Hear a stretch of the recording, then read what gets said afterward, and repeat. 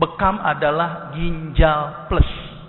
Ginjal adalah organ yang mengeluarkan racun-racun atau zat hasil sistem metabolisme yang tidak berguna tetapi larut dalam air. Contohnya apa? Urium, terus kemudian apa? Kreatinin, asam urat, kolesterol. Tapi masalahnya kolesterol tidak larut dalam air sehingga ginjal tidak bisa membuang kolesterol. Dia hanya membuang urium, kreatinin, asam urat. Terus bagaimana kolesterol bisa dibuangkan, Pak? Kolesterol bisa dibuang ketika tadi bekam. Bekam adalah fase pembuangan ginjal plus. Artinya apa yang dibuang ginjal dibuang juga oleh bekam, tapi apa yang dibuang oleh ginjal yang tidak dibuang sama ginjal tapi dibuang oleh bekam.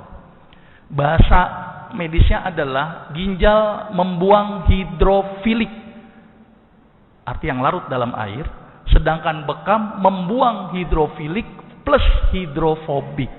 Apa itu? Yang larut dalam air dan larut dalam lemak. Maka itu kenapa bekam bisa ngobatin kolesterol.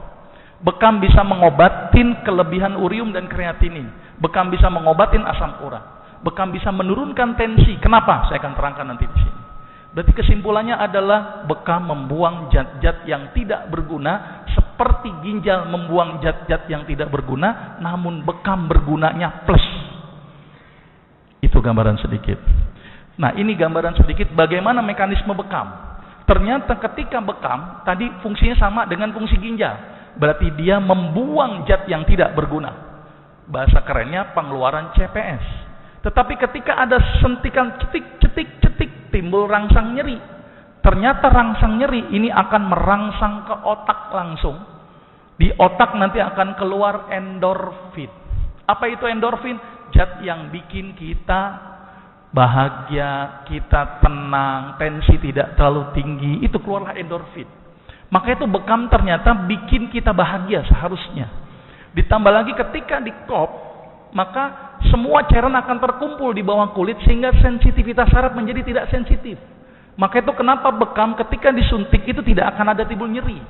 Karena sudah terakumulasi cairan interstisial dalam jumlah yang banyak. Ditambah lagi suntikannya itu merangsang otak, keluar yang namanya beta endorfin.